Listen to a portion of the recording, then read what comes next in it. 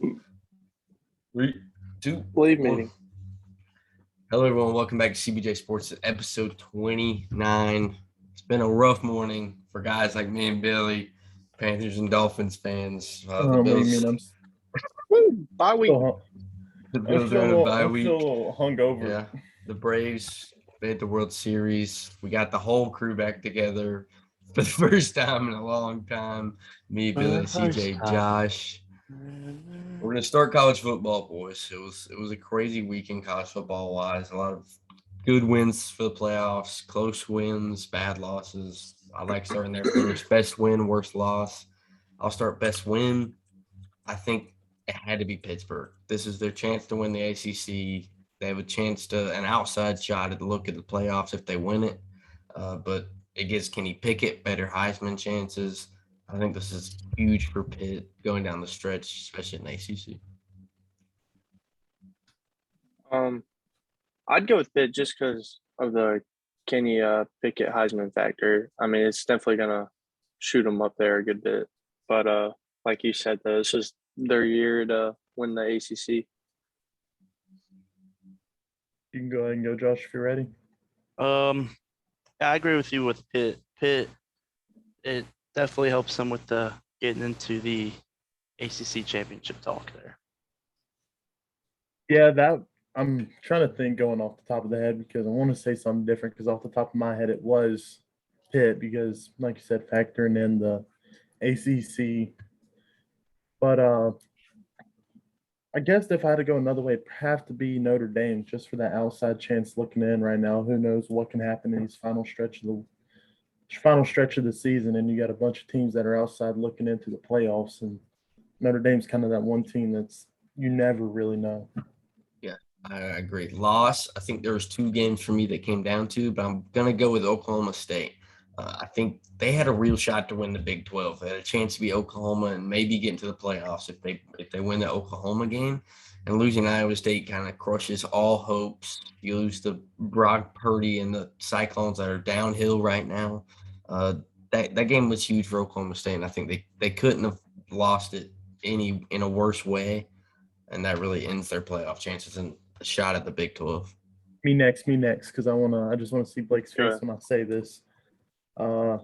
It's got to be a game that me and Blake spent a good little time watching yesterday, and it's got to be Illinois at Penn State in 9 overtimes for the 7th-ranked team in the country to look in, wanting to finally break that mold of just not an actual playoff team could be, and to just lose like that, it's got to be brutal because that eliminates any chance of getting into the playoffs with your upcoming schedule. Yeah, I was going to say the same thing. I would take Penn State on this one, going into overtime with 3-5 Illinois, or 2-5 at the time. Yeah, not just 1 overtime, 9. Yeah, I think I have to go Penn State here. Penn State with that 9 overtimes, that's a heart crusher. And then they are now ranked. This says 20. I'm guessing that's updated. They're now 20th. That really drops them pretty far. Oh, yeah. And I did have another one just for reference. Staying in the ACC like we're talking about earlier, NC State. Just Miami, go to Miami. This is you win this game, you pretty much control your destiny to the ACC championship. And you just folded. You let a team that's not better than you talent-wise. I think a lot of the ACC favorites lost this week. Boston College lost to Louisville, I think, on the road this week, and they were like 5-1, 5-2, or something like that. Can you imagine a Pitt and Wake Forest ACC championship? It's going to be interesting down the stretch in the ACC. As Wake Forest, I think, so. It's play Clemson, but Pitt's kind of controlling their destiny in the ACC as we wrap up the conference schedules. Does anyone jump into the top 4 after this week in the playoff scenario? For me, I think it's Ohio State. They looked really good. They look like they're figuring it out. If they are on the outside looking in, I think they have to be in now. As of right now, if they win the Big Ten, I think it's lock up. Ohio State's in. I don't know. They're finally putting the pieces together on offense. Ohio State looks like the old Ohio State offense that we remember from Justin Fields.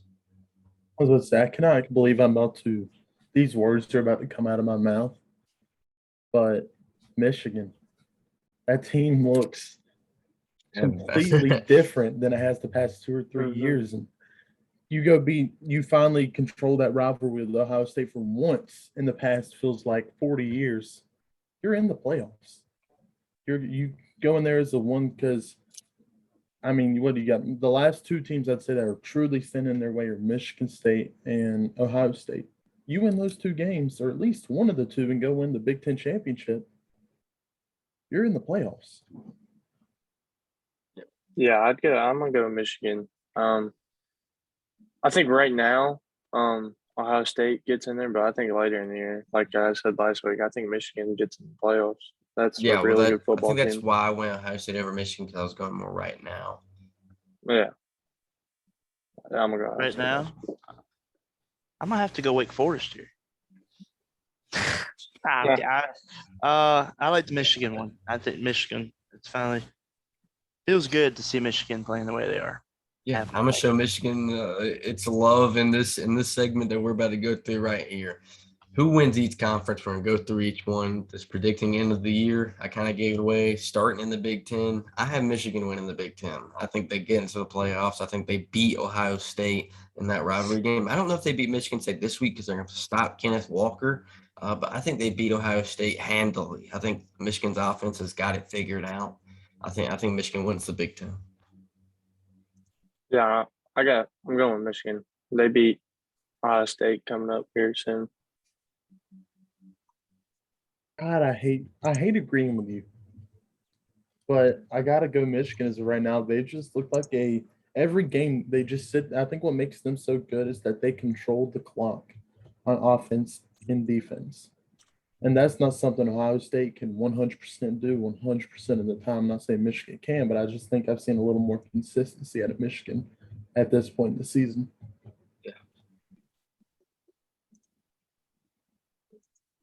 There's part of me. I'm gonna go. I think Michigan's a safe pick here.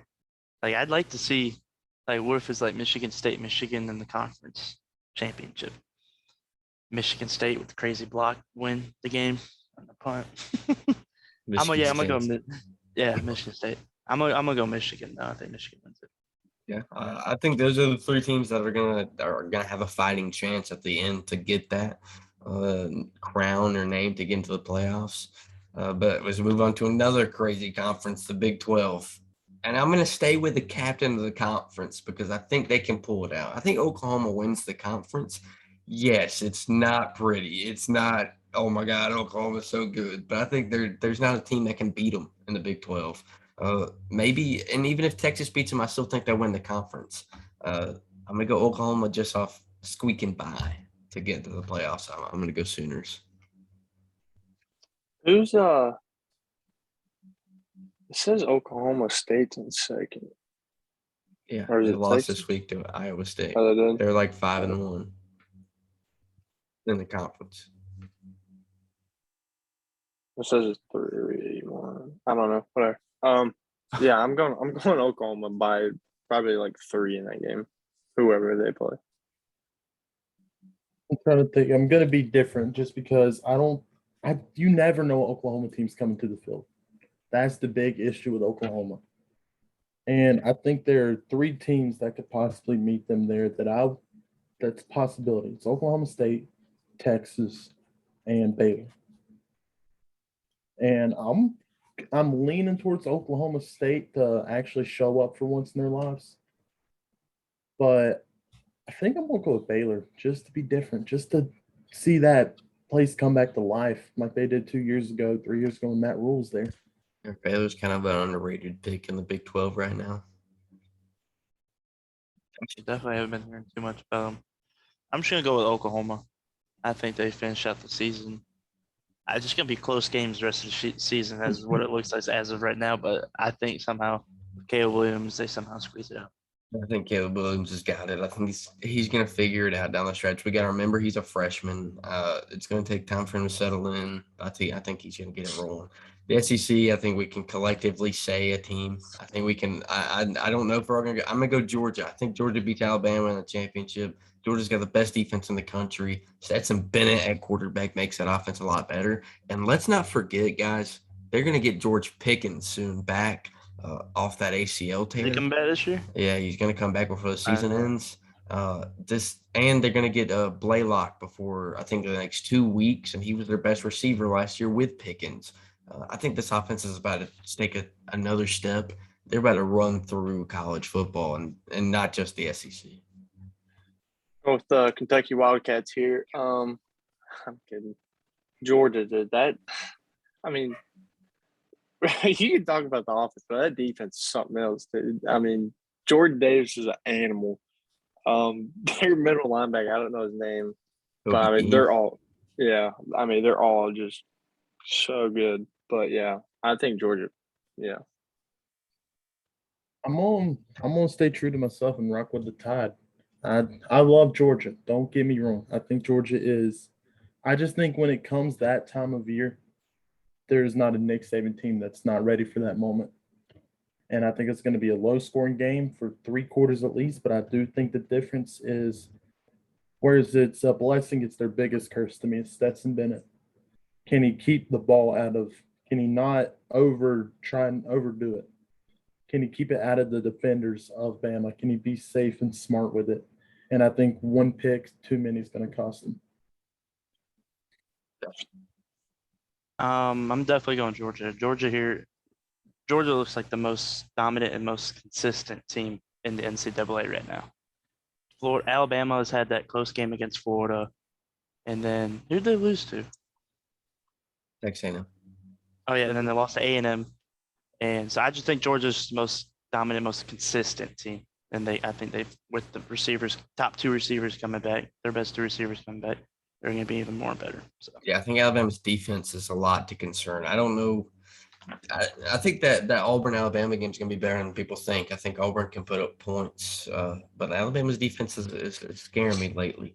The ACC, we just talked about it. It's going to be crazy. I'm going to roll with what I said earlier. I think Pitt wins it. I think Kenny Pickett's the best quarterback in the conference.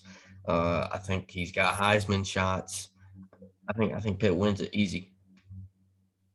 Yeah, I'm going with Pitt on this. I mean, I think they beat Wake Forest. Yeah. I think there's a small chance Josh agrees with me, but I'm going to go Wake. I want to see that small school out of nowhere come in and win a conference championship. It'd be awesome. They got one of the most lethal offenses, and definitely in the ACC, if not a little bit bigger scale. I was about to say, don't say college football, Billy, please. But I definitely think that team can make a run at it, and depending on what team show up at the ACC championship, I can definitely see Wake getting it. yeah, I'm definitely going Wake Forest. I've always liked Hartman since he's been there. I've just known him. I liked him, and this year he's really shown out, and I love it. I like it. Pac-12. This is going to be my shocker pick. I think every other one I'm kind of went favorites beside Michigan. I think Arizona State's got it figured out. I think they're going to sneak their way into the championship game, and Jaden Daniels should be a name to watch in the Heisman race as we get closer. If they win the Pac-12, Jaden Daniels is the biggest reason why. I'm gonna take Dungy and Devils to win the Pac-12 over the Ducks. I'm gonna go Ducks. I'm going with I'm gonna go with Oregon here. I think they get is Kayvon already back or I don't know. I mean, he's lost them games this year. I don't know if he's doing crazy playing time, but no, I know he was on the field the other day. So. Yeah, I'm gonna take Oregon here. I just think they got after the them jerseys they debuted yesterday. Eggshell. Did you guys see them jerseys? The eggshells. Yeah, the cookie and cream ones. Yeah. Yeah. I'd eat them.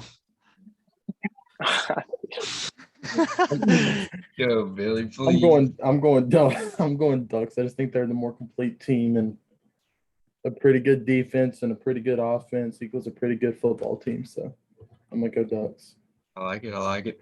Talking about favorites, updated Heisman favorite. We do it every week. see where we're at. I'm going back to what CJ's been on. I'm gonna go Bryce Young. If they can figure out how to win the SEC, Bryce Young has to win Heisman. He'll be the best player on one of the best teams in the country. I switched from Jordan Davis last week because I don't think they're gonna give it to a defensive tackle. I'm gonna go Bryce Young.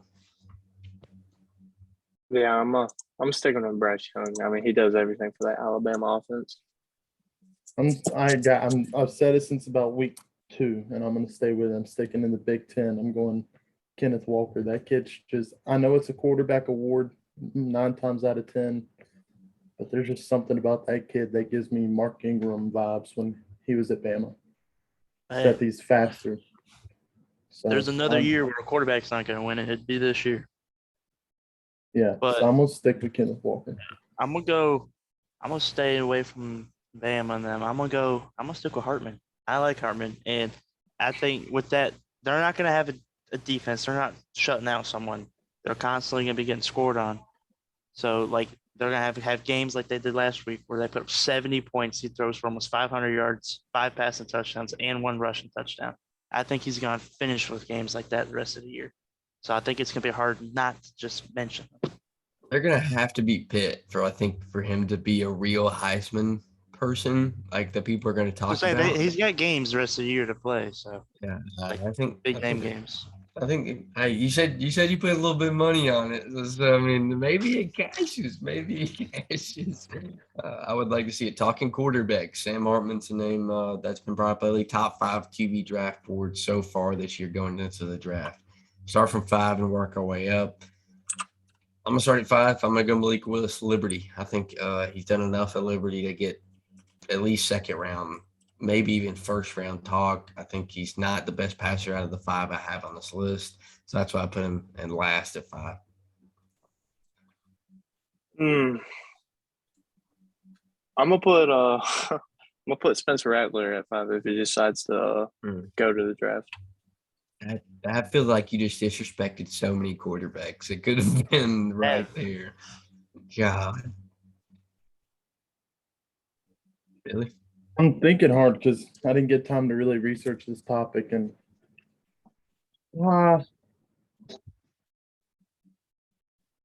Yeah, I'm gonna go Rattler. I'm just gonna go Rattler if he declares for draft. Billy, please save this segment, please. It's for 5, right? This number, we're on 5? Yes. Yeah, we're on save 5. it, Billy. See, now I'm good. You put all this pressure on me. Yeah, because Spencer Rattler's not a top 5 quarterback in any I sense understand of this. that. I understand that. Honestly, I don't have the QBs pulled up. I don't know who's all going right now, to be honest. I can't find. I'm going to go Carson Strong from Nevada. I think that kid's got an arm. He's got that quick twitch ability, and I really like him in the future going forward. So I'm going to go Carson Strong. I like that one. 4, I'm going to go Des Ridder, Cincinnati. I think he's got one of the biggest cannons in this upcoming draft. He's smart. He's mobile. He's going to be a playoff team more than likely, so he's going to get a lot of draft talk. I'm going to go Des Ridder 4. I got Malik Willis at 4. I'm going Ridder at 4 too. I just think that kid's athletic ability outshines the woes he does have in the passing game, but I think those can be worked on at the next level, and I think he's a early to mid-round second. Josh? I agree with you on Ridder there. Yeah. 3, my probably biggest shocker in this top 5. I'm sticking Sam Howell. He's NFL ready. He's got the arm. He's smart. He's experienced. Yes, he's had trouble, but maybe that's North Carolina's problem more than it is his. This is an NFL guy. I don't care what anyone else says. Sam Howell is going to be a first-round draft pick. I got him at 3. Yeah, I got Sam Howell at 3. And now I really feel like I missed somebody. Now I'm screwed.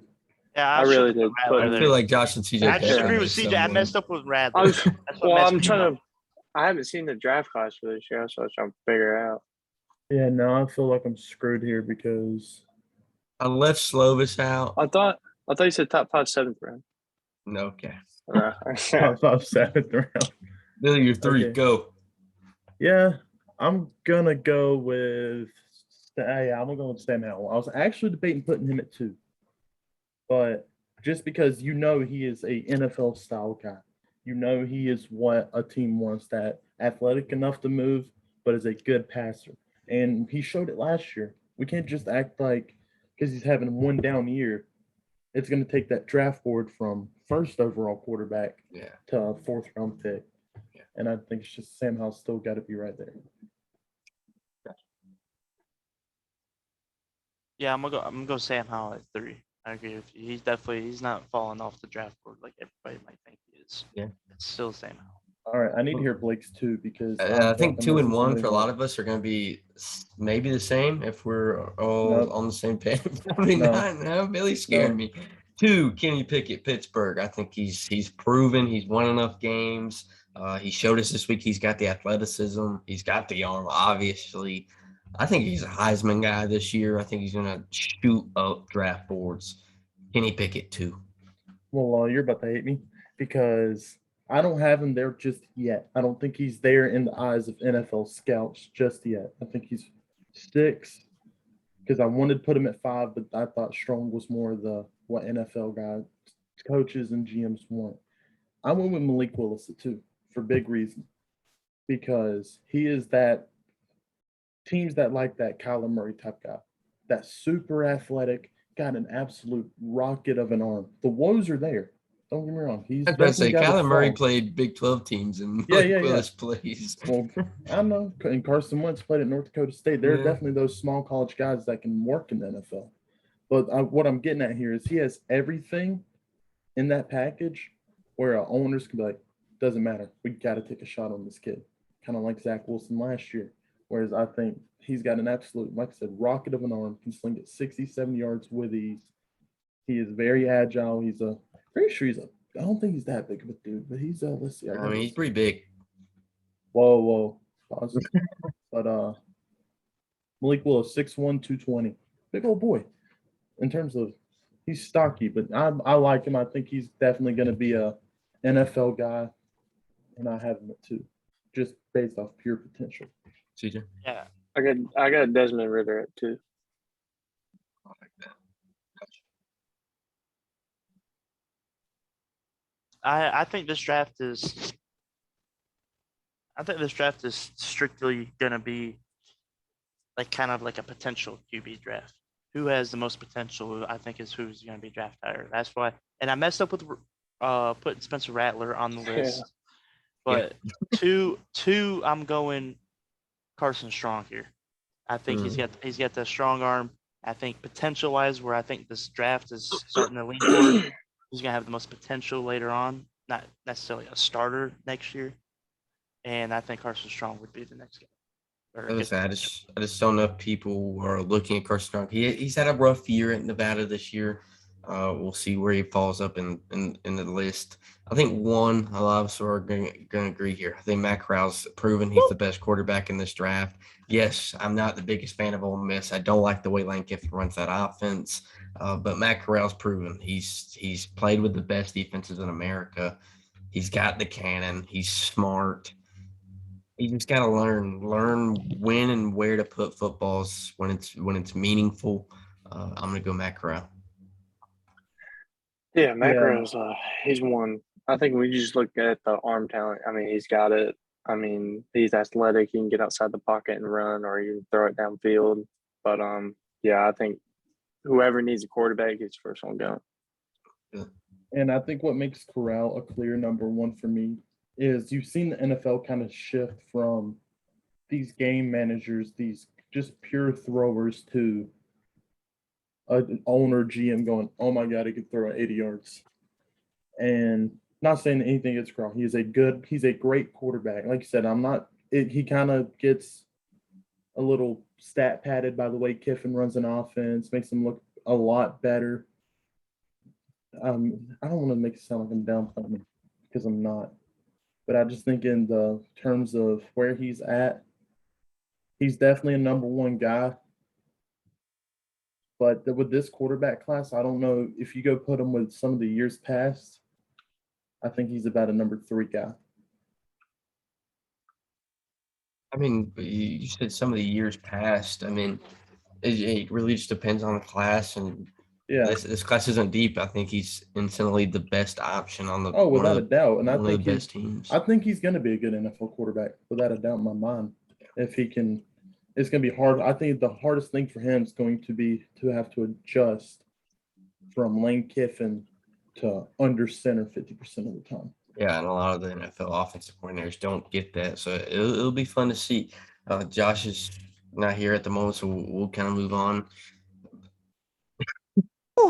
Well, out there, Diggs got the dog bowl, the food bowl, throwing it around. Josh, you agree with us? Matt Corral won. Yeah. Yeah, I was expecting it. Pick him. I've kind of worked myself into a spot where I'm positive. I'm 15-9. CJ's kind of fell off a little bit. 10-7. He's cooled off. Josh, My ever numbers are since false. he's picked, he's They still ain't 4-7. He's I still don't believe 4-7. I'd be somewhere over there in Blake if I did it every week. Yeah, Billy. I don't Billy's think Billy's been here for 0-0. a call. We're gonna start at the biggest game of the week, Michigan State, probably game day. I'm gonna lean with what I said. I think Michigan wins it close. I think Michigan State's gonna be able to run with Kenneth Walker. I'm gonna go Michigan though, maybe by 3. I'm going Michigan. They've been winning big games all year. I trust old John up there. They got a really good 1-2 punch in those 2 running backs too. Yeah, when's the last time we've been able to say we trust in John Harbaugh? Right now. We've been able to say that. That's the Niners. Right. Yeah, Right. Billy. But anyways, Michigan. I think, and for the biggest reason, I think Michigan State's quarterback plays been too inconsistent this year. I think they're just a more consistent team, the better team at this very moment in time is Michigan.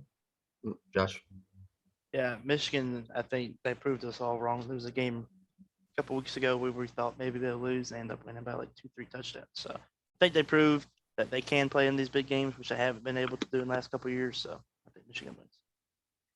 Next game, Georgia-Florida, rivalry game. It means a lot. Florida's shown up in big games. I really wanted to lean Florida, but I think this game's going to be really close. I'm going to go Georgia, 4th quarter, Stetson Bennett touchdown pass. I think Florida's going to give them a fight, but Georgia. Does Florida still have that they bench Emory Jones still? I didn't watch him last week. I don't know. I was thinking, I know that he was. I really doubt Emory Jones is on the bench, but Hey, he got benched last week. He didn't play against LSU for like 3 quarters. Whatever. I'm going Georgia. I mean, yet again, that defense is good. I think they hold Florida under 15 points. Yeah, I'm taking Georgia here, but Florida has been showing up in the big games. So, like, I'm a parlay. Am I taking the spread for Florida? I just don't think Florida's going to be able to score against that team. Yeah. Especially if Emory Jones is back in that starting position. When he gets pressured in the pocket, he tends to make I don't some like really Emory bad Jones. throws. And that is the best front seven we have seen in a very long time. I completely agree. Ole Miss Auburn. This is an underrated SEC game this week. I think a lot of eyes are going to be on it. It's going to be fun. I'm rolling with Bo or whoever plays quarterback at Auburn this week. I think It don't matter. Auburn's defense is very, very good. I think it's the second best defense in the SEC. I think behind Georgia, it's Auburn close. I think Ole Miss isn't going to be able to score as much as they usually do. And I think Auburn's got the talent. They recruit. They have the players to win this football game. I'm gonna go Auburn as an upset. Don't worry, CJ, I got you. Rebels. I think it's a good game for 3 quarters. And I just think Ole Miss with that absolutely lethal offense pulls away in the 4th by about a 10 to 14-point game. Yeah, I'm taking Ole Miss. Like you said, I think they pull away in the 4th quarter, late in the game. I'm gonna go with Blake here, Auburn. I think I kind of look at it as where the situation Kansas City. Ole Miss, I think, kind of thrives on them big, huge plays. I think Ole Miss thrives on that. And if you look at Kansas City, you take that away from them, I don't think they're worth anything, or they just loses their mojo. And I think Auburn will be able to stop that. Yeah, I think Auburn's defense wins this game over Auburn's offense, but I think it's gonna be a good game. I think it's gonna be a lot of eyes Saturday. Penn State, Ohio State. I'm going to go Ohio State big. I don't think Sean Clifford's going to play in this game. He's still hurt. Without Sean Clifford, Penn State is not a ranked football team. I'm going Ohio State at least by 20. Yeah, I'm going. Oh, my bad. All right, all I want to pick one. All I was going to say is Buckeyes. Buckeyes Yeah, take the spread. Yeah. We're all in agreement. Yeah, Last game, State. North Carolina, Notre Dame. I'm going to go also upset. I think Sam Howell shows up. North Carolina gets a big win. Notre Dame's just not it this year. I don't know why. North Carolina either. Jack Cohen hasn't shown up at big games. North Carolina's defense is very good. I think North Carolina wins this handily. I think Sam Howell shows up for this one. Where's it at? Notre Dame. At Notre Dame? I got Notre Dame on this. I think Williams or whatever their Notre Dame's running back name is, he goes for like 150. Karen Williams. Yeah. Yeah, Irish. I got the Irish. I think that they're just gonna be a little too much to handle. Rocky, man. But I like the run game of Notre Dame. I think Cohen shows up, and I think Notre Dame's defense gets a turnover or two. Josh? Notre Dame. All right. Well, we'll move on to the NFL. I have some topics before we look at some of the games that have already happened today. I really don't want to focus on it, but we're going to have to at some point. We're going to start off with the biggest topic I think I have in the NFL this week. Top 3 running backs in the NFL so far, starting at 3 and going to 1. This was tough for me, especially the 2-3 spot. 3, I'm going to start him and go Joe Mixon. I think he's been key for the Bengals when he's healthy. He's, I think, 4th in the league in rushing yards. He has 5 touchdowns. I think Joe Mixon's done enough to be a top 3 guy right now in the NFL. Yeah, I'm going. I like that one, Joe Mixon. I think when he gets the ball in his hands, he can win you some football games. I think he's top 3 rushing, right? Should he's be close, 3 or 4. Yeah. I'm going with Joe Mixon. Billy? Oh, this is hard. Billy, don't give me that look. You just had like 10 minutes while I talked. But yeah, I was worried about the subject at hand. That's on me. Okay. There are other people here. I'm going to go Jonathan Taylor at 3. I like Jonathan Taylor. Come on, Billy. Miles Gaskin, go ahead and say it. Yeah. Say it! I'm going to agree with Josh. I'm going to go with Cordell Patterson, actually. Okay. Yeah. Whoa. I'm going to agree with Josh here. Jonathan Taylor? Jonathan Taylor. I just think he's been a workhorse this year, and he's the same guy he was last year. I like it. 2, I'm going to go Zeke. He's been – if Derrick Henry's not human, Zeke Elliott's the best running back in football right now for the Dallas Cowboys. They're literally able to do anything offensively. Zeke looks like old Zeke where you can just feed him the rock and he can win you football games. I'm pretty sure he's also top 3 in rushing yards. It's Zeke at 2 for me. Yeah, I know Derrick Henry's had his crazy MVP looking type of year, but when it comes to consistency, Zeke Elliott has been the most consistent back in the NFL right now. So I got Zeke at 2. Yeah, I can go back. I can go back and forth with Zeke or Nick Chubb right now. I don't. I'm just sticking with Nick Chubb, dude. Sometimes Chubb's also been hurt. For one game. He's only missed 1 game. Yeah, but I mean, how long is he gonna be out? I don't know. Fine, I'll go Zeke. Fine. No, I'm just saying. Yeah, I think if you look into it, Chubb's I think only had 1 touchdown this year. He hasn't had them like breakaway touchdowns like he did last year. Yeah, but he's still second. I think Chubb's still top 5. Yeah, I'm not saying he's not, but you have to put Zeke. We have to. Yeah, I hate going with the Cowboy, but I hate the Cowboys, but Zeke's been by far the next best thing to a certain name that I'm sure we're all about to say. So yeah, I think during the offseason, I was going to go back and clip it because we had this conversation during the offseason. That's why I had this segment. I was going through old podcasts, looking at stuff we talked about in the offseason. I think it was me and CJ, or maybe not CJ, maybe me and Billy. 2 of us said we think Zeke's going to get it rolling again this year. I know I was a big advocate during the offseason. I think Zeke is that guy in Dallas. I don't think Tony Pollard's going to take that job away. And he's kind of proved me right through the first couple of weeks. Like Billy said, I think one's all agreement. Derrick Henry is the best running back in football by far, landslide. He carries the football team in Tennessee. Yeah. I think he's on an MVP year. If you want 30 carries, here you go. Josh said it best until they give that man an MVP, and he's not gonna. He's gonna keep wanting more. Yeah. Gotta He's gonna keep stop doing it giving until him he gets Offensive it. Player of the Year. Who knows? He might retire as he gets it. And I'm Might out. just rush for 3,000 yards. You never know. Hot take or upset of the week. I know it's kind of late if you had it. If you had one written down and it already happened, you can say it. I don't know the score, so this is me just saying it. I don't know the score. I have Eagles over Raiders. I wrote it down last night. I think Jalen Hurts is big today. Again, it is 4:57. I'm not watching the football game. Clip that. I have Eagles over Raiders. Got Detroit over LA. I want to sit there. You also, I really hope you didn't. I saw the DeAndre Swift touchdown. Wait, no, That's no. all I saw. No, I'm not looking at anything. I saw the I was like, DeAndre Swift 80-yard touchdown earlier. But that's all I saw. That's not good. I got him in fantasy. But no, I was like, I'm going to take a 4:00 game because I haven't looked at any of the scores. I don't know. I don't know who plays. I don't want to look up the scores. I don't want to Yeah. look it up and then show the scores. So Yeah. kind of who plays Monday night? Yeah, Saints. Yeah, Saints. take Gino. I'll take Gino.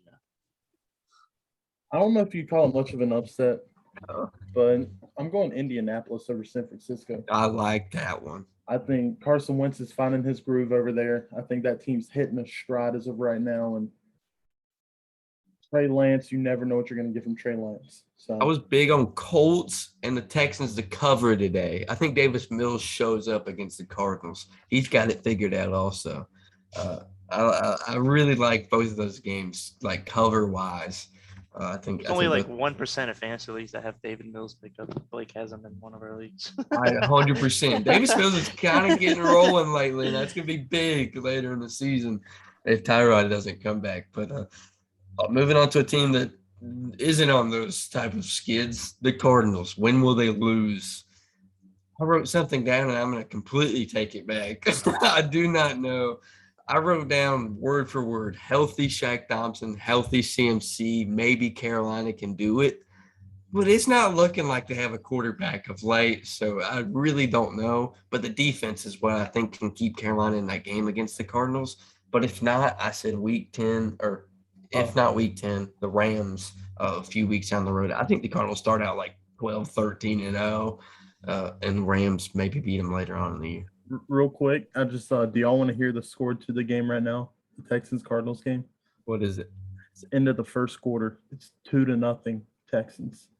Oh, I like it. Hey, Davis Mills, baby. Woo! I'm going I'm going next week. They play Green Bay. Yeah.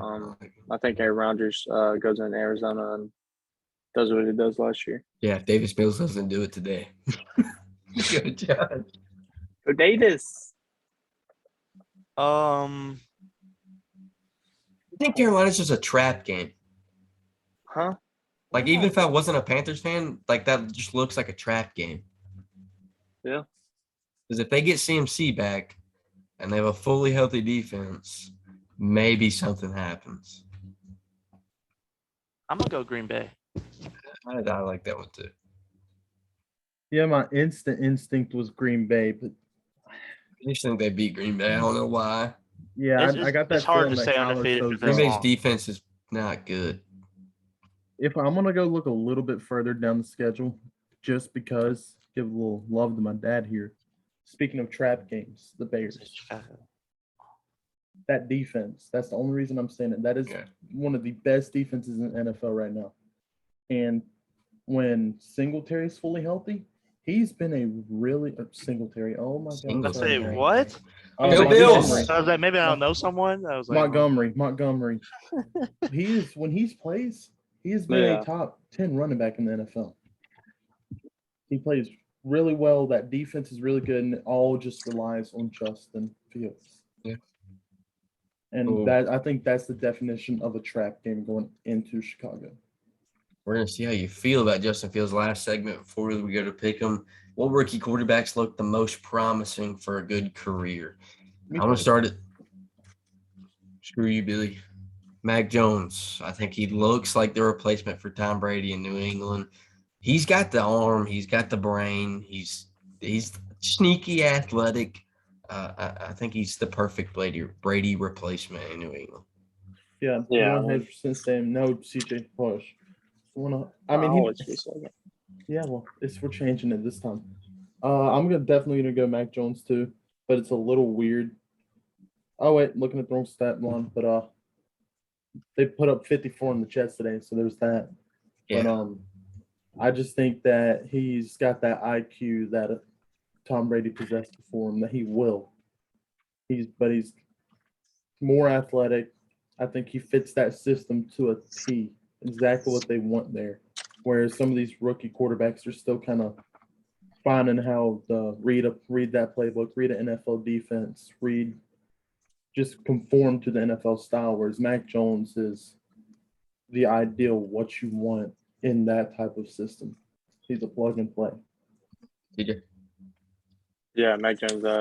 They got the coaching. It's gonna take him a long way.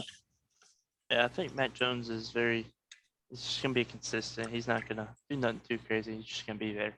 But I think this is not coming from a Clemson fan. This is coming from watching some of the games. If you watch some of the games, I know Jacksonville ain't got everything figured out right now. There's a lot of drop balls, And a certain head coach. some of the throws that Trevor Lawrence has made this year are like crazy, like prime Tom Brady throws. And it's like that ball shouldn't have got in there, but they did. And I think in the long run, Trevor Lawrence could be legit one of the best quarterbacks ever. If they can get it figured out. They just can't figure it out right now. As soon as they get it figured out, whew. Yeah, I don't know if Urban Meyer's the guy for Trevor. Yeah, I Lawrence, just don't know if it's Urban. But I think Trevor Lawrence is going to have a very good career in Jacksonville. I'm not taking away from that. I think that's going to happen. Recap some 1:00 games that happened. I mean, I don't know where to start. We can start in Carolina of what just happened against the 1-5 Giants. Sam Darnold's benched in the fourth quarter. The defense kind of gives up late, but the question is the offense. What is happening offensively? For me, yes, the offensive line. Robbie Anderson couldn't catch a football to save his life again today, and it literally looks like it's a 1v11 with DJ Moore as your only good player on the football field. That's just my takeaways from today. You can't lose to a 1-5 Giants team. I think for me, it's as simple as that offense runs through Christian McCaffrey. When he's not on the field, that team looks completely different. It doesn't look like that Panthers offense you're used to seeing where one person spreads out a field completely. They have to keep an eye on him at all times, and it opens up other stuff for other receivers. They can't blitz as heavy as they want to when you have a guy that can catch it 3 yards and take it 90 to the house. I think you need that man back in your lineup, and he is pivotal to the Panthers' success.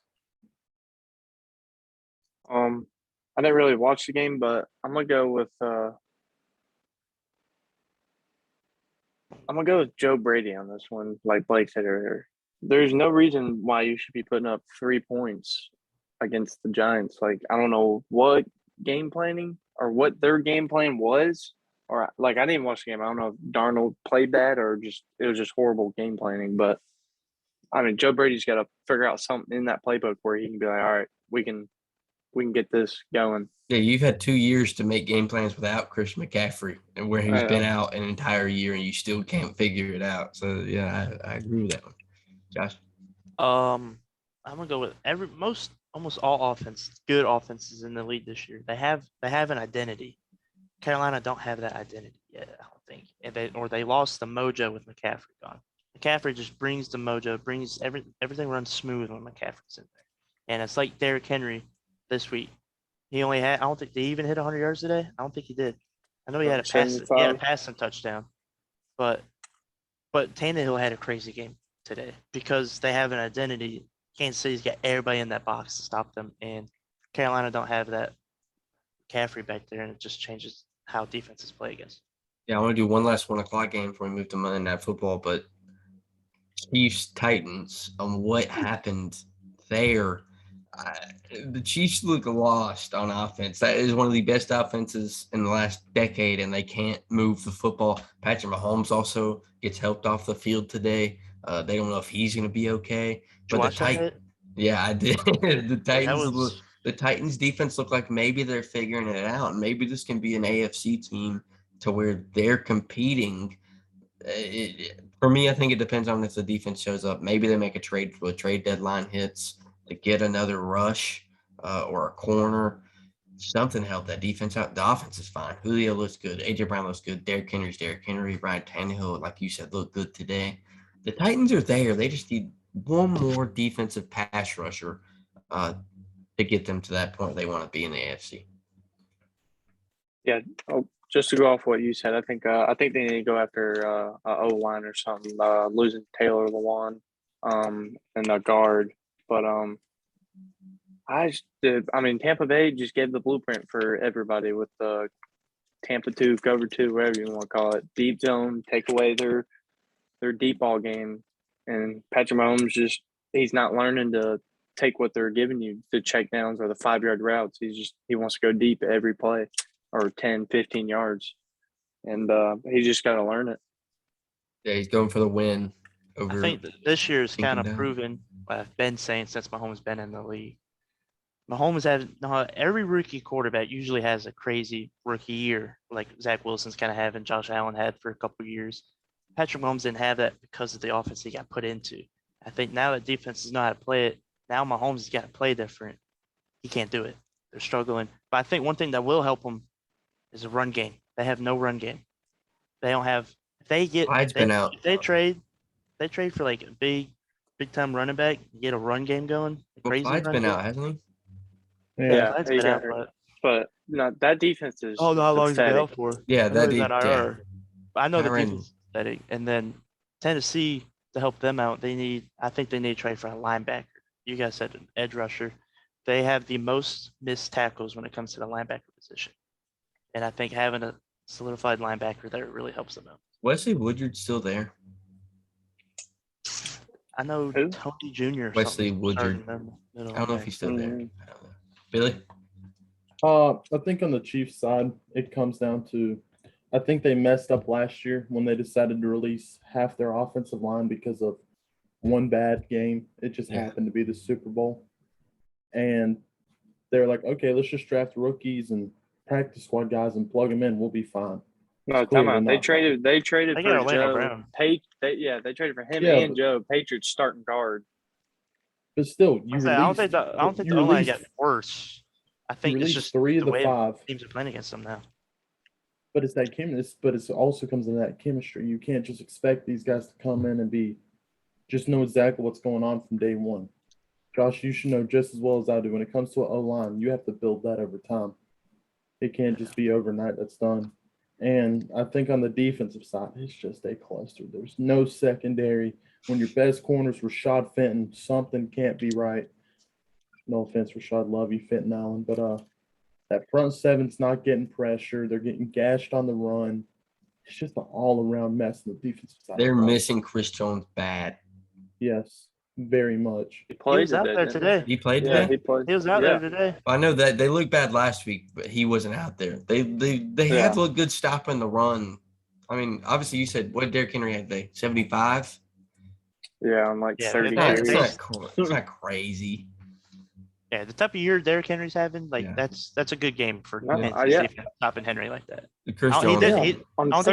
He only had a passing touchdown. He didn't even have a rushing touchdown. So Chris Jones was impactful. I agree with Billy. I don't think the defensive line is there besides Chris Jones, but that linebacking core is terrible. We talked about Tennessee's linebackers.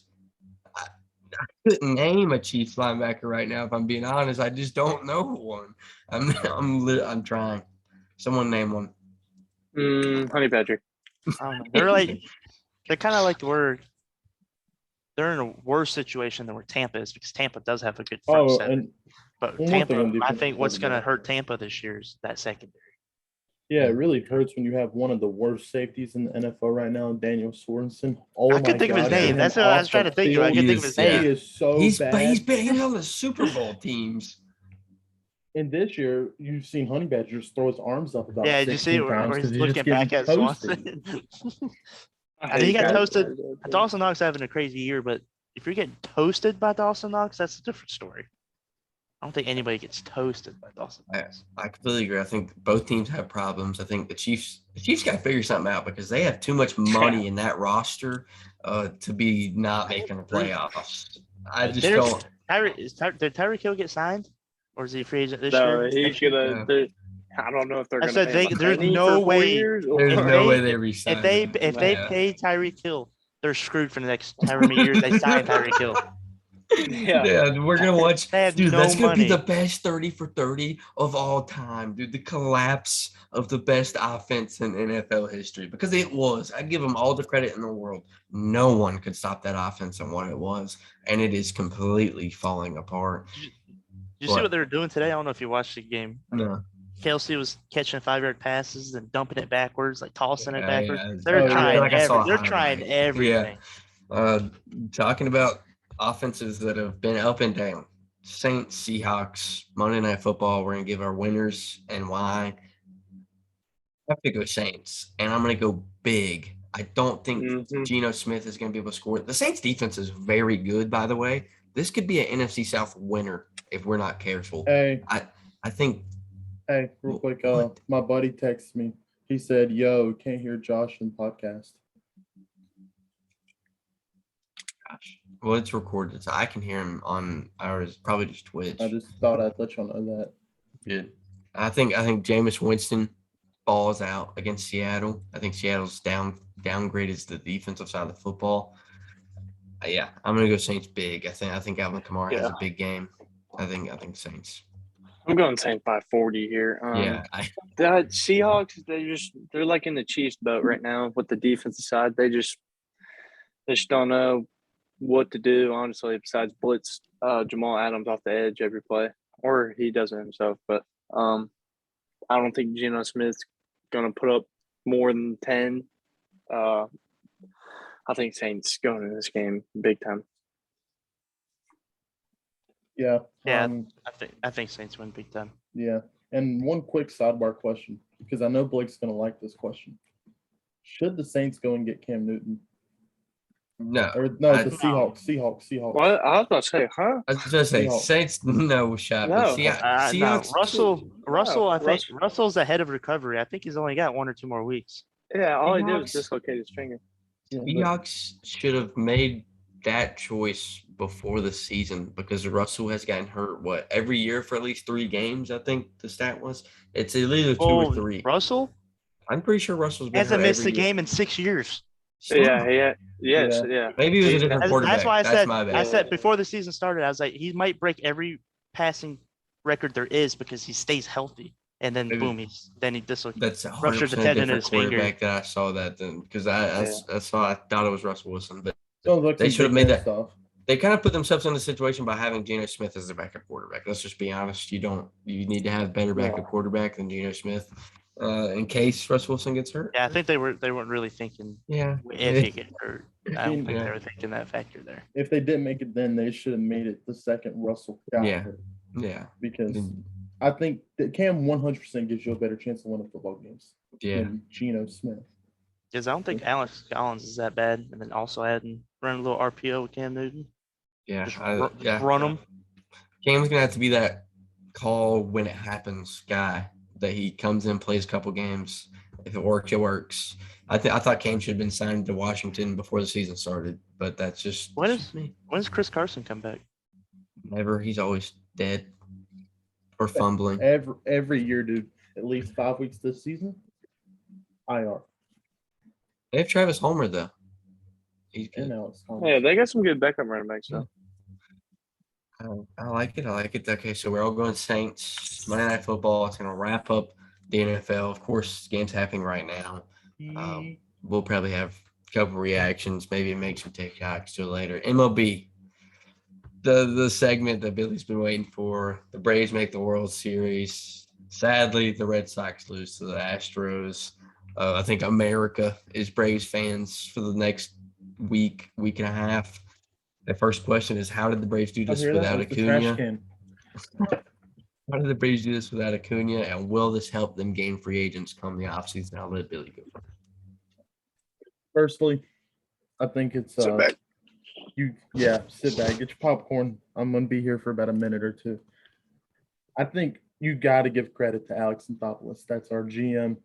He's was there with the Blue Jays when they went through their whole run, but he came up to the owner, asked him what they wanted to do at trade deadline, sell or buy, and the owner said, "You got whatever you need. Go make this team better. You go get Jorge Soler, Eddie Rosario, for Pablo, not to mention Eddie Rosario for Pablo Sandoval. That was the trade. That's it. You go get Jock Peterson a couple weeks before, and you go get there's a fourth one that's going to come. Adam Duvall. Sorry, it's just I forget he left. You go bring those four guys in. You have the best infield in baseball. All it came down to is once you got through the playoffs, if you made it, would that pitch and be consistent? And I think that's been the biggest thing. I think the biggest surprise so far with the Braves, and not even to the end till now, is the pitching. Not even the starting pitching. That bullpen has saved us game in and game out. And I think that's the main reason. Bullpen pitching when you needed it most. Tyler Maxey. Nothing can be said about that guy. He said it yesterday after they won. In 2017, he was bagging groceries at Publix. Game 6 of the NLCS, you're pitching 2 innings with getting out of a no-out jam, striking out the side, including Mookie Betts. A.J. Minter, 2 scoreless. Will Smith, enough can't be said about how he's pitched in the playoffs. So for the biggest and the second part of it, gaining free agents, I don't necessarily, maybe a pitcher or two, but I think you do whatever you can to keep this outfield that you have right now. Just keep them on the team. Don't got to do a thing to the infield. You re-sign Travis d'Arnaud, re-sign Freddie Freeman, and stick with that outfield you have right now until Acuna comes back and deal with it at the time. Yeah, I think the Braves without Acuna, I think it made it more of a team kind of aspect, a team thing. I think this made it more about the stars stepping up in the brightest of lights. Yeah, Freddie Freeman had a bad series, but he stepped up when it mattered. Jock Peterson was huge during the series. Guys like Rosario, Ozzie Albies has been a little inconsistent lately, but the guys stepped up as a unit, not just 1, 2, 3 guys. A team without Acuna. It's not, oh my God, Ronald Acuna, and not talking about the Braves. I think this is the best thing that could have happened for the Braves. Not Acuna getting hurt. I hate that for that kid because he's one of the best players in baseball. But it helped the team come together, and you get to find out what this Braves team is about. Yes, it's scary looking at the next year. Maybe the Braves are even better with Acuna. But they're gonna have to replenish that pitching staff. Maybe figure out the bullpen. So many free agents this year. I think they definitely signed 1 or 2. Yeah, I think the bullpen's gonna be big during the offseason getting free agents. And if you win the World Series, everyone in the world wants to play in Atlanta all of a sudden. So I think both of those are in favor of the Braves. Yeah, I think it starts with the front office. I mean, just not giving up on the team and the players. And 52 and 55 like them, August 1st. Yeah, like that. Like just not giving up, like, hey, we can still go win this. Josh.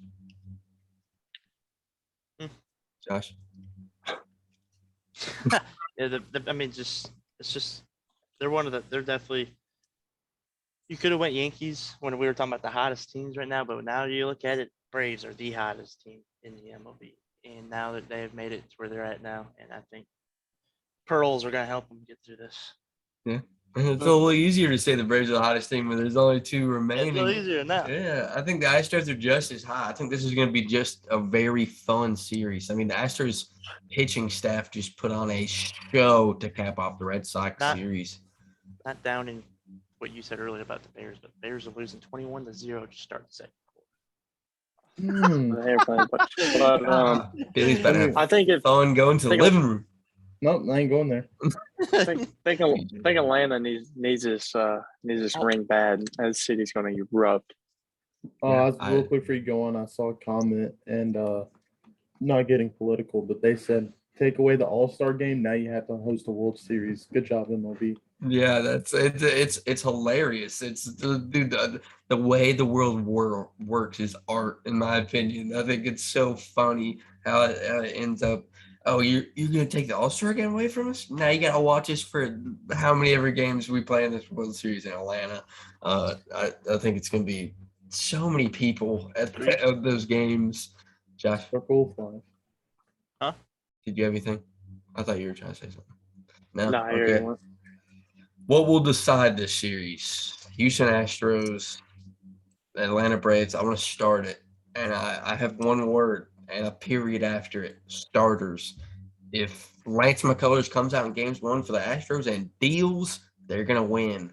If Charlie Morton comes out and pitches how he's been pitching, the Braves are gonna win. I think if the starters go at least 6, whoever goes 6 wins. The Astros pitching is very off and on, but if they're on, they can win this game in 4, and I promise that because that bullpen with Ryan Presley, Kendall Graveman, they locked down the last 3 innings. But lately the Braves starters have looked good. I think it all comes down to which starter can go 6 or 7. Yeah, and I'm going to stick with Blake here. I agree 100% on the starters, just mainly for the fact you saw last series, Dave Roberts kind of messed up his managing in that series with how much he was using his starters and times they didn't need to. He burned out Max Scherzer, which was probably a big deciding factor making Walker Buehler come back on 3 days rest and pitch. You have to get bare minimum 5. But if you get, and especially when it's Houston now, you don't have to worry about that. Oh, my pitcher's coming up. Charlie's Dillon, you can go 7 innings with him. Lance McCullers, Jose Urquidy, Framber Valdez, and on the other side, Max Fried, Ian Anderson.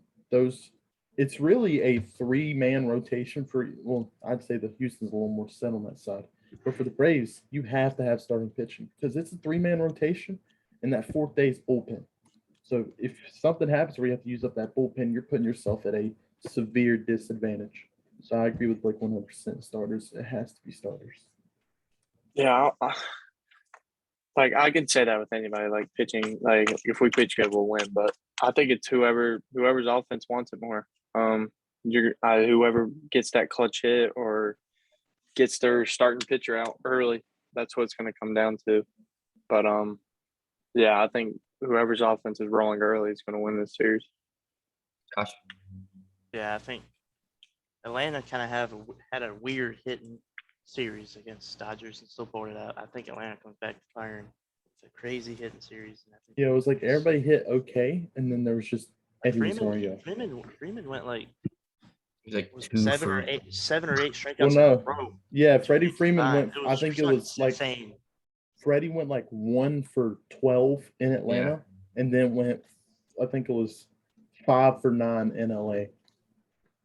That's what I think they come out firing, hitting. And I don't think they're facing pitching as good as Dodgers. Yeah, he had 3 games in LA with 3 hits.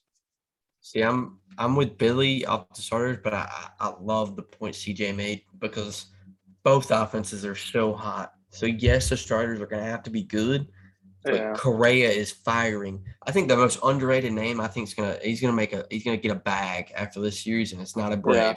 Kyle Tucker is gonna get a bag after this series. He is on a home run. Tear. He's like that thick. Two clutch home runs to win the series against Boston that kind of put it over the top. If he stays on the tear he's on, those bats are rolling. But like CJ said, both bats are really going to be huge in this series. I think it's too easy to say like, hey, if we pitch good, we're going to win. I think I think that's the most inconsistent parts of both of these teams. So But if you got 2 really, really, really good offenses that can. Yeah, someone's gonna have to get rocked sooner or later. Yeah, someone's gonna put up 12. Will. Yeah, someone's gonna put 12 on the board in one of these games, and I 100% agree. That's gonna wrap up. Of course, the World Series is gonna start this week. We'll talk about it more throughout the week. The NBA started. Me and Billy's Bulls off to a little 3-0 start.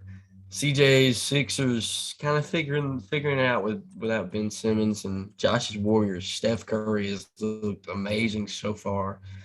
Player of the week. I'm gonna go biasy, full biasy. Lonzo Ball's looked amazing this week. Triple double. The offense looked great. I'm gonna go Ball. As much as I want to go Alonzo, I think it's just hard not to throw the name Steph Curry. That he has been unbelievable. He said, "Oh, you don't think I can do any better?" Well, here we go. Yeah. And he's just been a top 3 player in the league, and I don't know if he's 3 or 2 right now. And One. I think, yeah, that's what I was pointing at. And I think once they get Clay back, that team's gonna Clay comes roll. back. What's Yeah, that again? I'm going with Curry. Him and Clay are the only players ever to go for 20 plus and perfect from the field in 3 and 1 quarter. So I'm going to take Curry on that. Josh. Definitely Curry. Curry had his first triple double since 2016. And then the next game, he didn't have that good of a shooting game, but then the next game he comes out, makes 5 threes in a row, scores 25 points in the first quarter. I think Steph Curry's definitely. When Clay comes back, you see how Clay got 77 in the top this all time in total? We're going to talk about it here in a second. I didn't write it down, but I made an emphasis to talk about it before we end this podcast because we have to. Biggest shocker of the week. I'm going to go Lakers not clicking. Russell Westbrook has to get going. Carmelo has looked good off the bench, but this team is not playing together right now. I think they'll figure it out, but that was my biggest shocker in the first, 2 games for the Lakers. They haven't figured it out.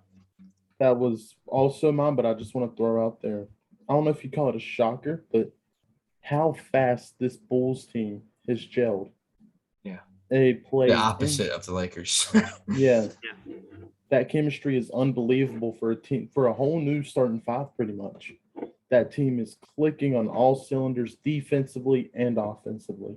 They look extremely dangerous offensively and defensively. It gives me Tom Thibodeau, Joakim Noah prime vibes of how they just surround the ball constantly. Caruso, CJ. Going with Lakers. I watched that Lakers Suns game, and I mean, Lakers just looked bad. Like they just did not play together. LeBron being LeBron, not playing defense, not getting back is horrible. Gosh.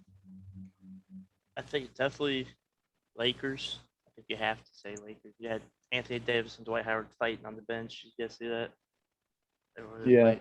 And then Heat blowing out the Bucks in game 1 this year. But definitely Lakers is the biggest shocker. I like it. Rookie of the week. I got an underrated name. Chris Duarte, Pacers. He went off game 1. It's a name that I said draft week that I think is going to play good in the NBA. He's just a shooter. He's physical. The Pacers need it. I'm going to go Duarte. What was the rookie of the week? Is that what you said? Yeah. Scotty Barnes, just off his first game. Wow. I mean, he looked so good in that game. I want to just say something different, just to say a name different. First of all, I want to ask: there was a rookie that dropped like 30 something in his first name. I can't remember who it was. Scotty Barnes. Well, yeah, there was a lower one. It was somebody else drafted a little bit lower. I can't remember who it was. Duarte had, I don't know. Was it Duarte? That might have been who it was. Yeah, I know Duarte had 30, or maybe it was like 28 game 1. But another name I just want to throw out there is Evan Mobley. He looks like he is going to be a force. He's just a rim protector at its finest. He could score from just about anywhere on the floor. Not consistently yet, but he's going to get there, and he's a rebound machine. I think that kid's going to give him a year or 2 to actually get in the NBA weight room and work on his craft. Yeah, get big. That kid's going to be dangerous. He's literally a more athletic AD. Like you go look at AD play, and you look at him, you're like, my God, they're AD, but this dude runs almost like a 4-3. Yeah, he's only going to get stronger and bigger, too, playing in the NBA. Because we remember how small Billy Laurie Markkinen looked year 1, how big he got. Giannis. Giannis was a tweak coming into the league. Yeah, I'm going to go Mobley. Mobley was definitely the most NBA ready, I think. NBA built coming out of college. I think it's just only going to get better. Yeah, especially it's with Cavs. It's weird. The top guys haven't played a lot. Cade Cunningham hasn't played. Jalen Green played a couple minutes his first game. He didn't play a lot. I don't think Jalen Suggs played game one for the Magic. If I'm correct. I think Um, Scotty Barnes definitely got the most playing time out of those top five. Suggs 10 points, 1 rebound, 1 assist. Yeah, I know it's some Suggs and Green didn't play a lot, and Cunningham just hasn't played at all yet. Yeah. But that's rookie of the week. What I have down, I'm gonna switch it to what I said I want to talk about. The 75th anniversary top 75 players ever came out or whatever the anniversary edition. Yeah. Give me a player that was snubbed and who you will replace them with. I'm gonna go Kyrie Irving, Bob Cousy. I think you can say what you want. Old people love old basketball. Cousy's not Kyrie Irving. Kyrie Irving is hit one of the biggest shots of all time. He has to be a part of the story that is the NBA history. Another name I know, I don't want to take someone else's name that they already have. Dwight Howard has to be on this list. I don't know who I'm replacing him with. Dwight Howard has to be on it. Yeah. Someone else. I gotta look at this list because There's a couple names that were snubbed. Oh my goodness. there's a couple names I don't even know. I don't think I got the right list. This has Carmelo at 4. So is this going? I'm not sure. I didn't really go into the list deeply. Is this list going off accolades and everything, or is this just a pure talent base? Last 75 years of NBA greatest players. Yep. What it is? This is their greatest players. There's no rankings. No rankings. It's This just is a their bunch of names. 75 best players. Yeah. Man. Oh, there's no rankings. It's just that's why Carmelo's at 4. So he's actually not. I think the top couple names that come off me, Dwight Howard's a big one. Dikembe. Mutombo wasn't on there? Oh my goodness. I was about to say Manu Ginobili too. Tony Parker's not on there. I don't know who I'm taking out, but dude, you're telling me Klay Thompson didn't make that list? It's like, oh my Klay Thompson's god. not Yeah, on there. I'm putting Klay Thompson should have been on this list. I'm trying to figure out who he should replace, but there's no rankings. So it's like Yeah, the list is on my phone, but I can't pull it up. I'm just having to scroll through. And It's I don't just- know half these old people. Sam Jones. I think the big three were Kyrie, Dwight, and Clay. Yeah. Those are the three they missed bad. Because Damian Dwight made the Howard's list. one of the best centers ever. Damian Lillard made the list. Yeah. Dame, Westbrook. Oh, is Brooks on here? Yeah. Scottie Pippen, Bill Russell, Stockton, Isaiah Thomas. There's a lot of point guards on here. Yeah. Usually on the top 100, there's like 1 or 2, like AI and then Stockton in the top 100. Whose list is this? There was a bunch of voters. They took Just a bunch a of bunch voters. I say usually there's only like 2 point guards on most people's That's why- top 100 That's why lists. Clay didn't make it, dude. Yeah, because there's Everybody 10 on here. hates Golden State. Everybody. Yeah, there's some names that aren't on this list. Like, because I'm looking at this ESPN article and there. One of the Jason questions Kidd's on is here. which player were you most surprised to see included on it? And Dominique Wilkins is the name on there. And the main reason he said that is because it says because he's not deserving. It's because he was left off the top 50 list when he retired. And I just thought that was weird. But Dame, yeah, He's I can not- see. Dominic's not on the list. No, he No. is. Oh, yeah. He's on this one. Yeah. Yeah, but people are saying they're surprised that he's on there, Yeah. considering some of the other names. And I agree. Yeah, you can take him off of Clay, but hey, Dominic's got to be in there. That's one of the greatest dunkers of all time. Yeah. But, I don't know. I think they're better names. That's Dominic Wilkins. You're comparing dunking to pure Yeah, talent I- and and Dominic- basketball Dominic- play. Dominic Wilkins is one of the most athletic basketball players. Yeah, but when ever. I'm going through it, when I'm I going know top that- I know 75 that. players They of all both time, everybody that we named should be on there. It's just hard to take out who. Yeah, we had the argument the other day. I said Kyrie should be over there so much farther than I said Jason Kidd. And CJ came back at me and said Jason Kidd should be on there. And I said, God, there's just no way I'm putting Jason Kidd on there before I'm listing Kyrie Irving. There's just no shot. Like, I just don't know how Kyrie Irving's not on this list. I'm saying whoever this I think Bob this Dwight- is can. Dwight Yeah, this Howard. list- How's Dwight Howard Get not on this out. list? Yeah, this list has too many point guards. I think is the problem. There's so many point guards on this list. I think Wilkins should be on there because he averaged for his career 24.6 points per game, which is really high. I mean, I don't care about the positions. I just there's names on there that are like from 1932 that would get Yeah. absolutely demolished by Dwight Like Howard. I know, Bob that's what I'm saying. That's why- McAdoo. I think that's why there's not like there's a lot of names missing because they put so many point guards on. Like Jason Kidd should not be on here. I don't think. I didn't think so either. Should not be on the top 75. You Should somebody Paul could put him Pierce in the be on top here? 100. Okay. Yeah, You got- what? No. What did you just say? I was just asking. My answer is yes. I was just Yeah, asking. See if okay. anybody else I thought you were watched trying to make the basketball. argument Yeah, that Paul yeah. Pierce shouldn't be on No. there. I was Oh just my trying to see if God. anybody else watched Oh, basketball. I was back about to then. end this stream so fast. Oh, I was just making sure. you about to see me come through this camera lens. Dude, I You're- love Paul Pierce. That is Dude, I was dude, those are the about best to basketball shoes I ever lose wore. my mind. Paul Pierce is a goat. Billy, you've been looking at it for a while. Do you got any news? Yeah. You want to take it Curry for Clay? Jerry West coming off the list. John I don't Havlicek. know. Oh, I gotta go. Do you take Honestly, some of these names I've never even heard of, out? Do you take out? which is weird. Because like we know how many times we've gone over top 100 list. Dude, why is Some of these Brown on names- there? I'm just asking y'all. All right. Do you take Pau Gasol out for Dwight Howard or no? Yeah, Pau 100%. Gasol's not on there. Say, Pau Gasol's not on there? I ain't Stop. So Who? Pau Gasol's not on there. Stop.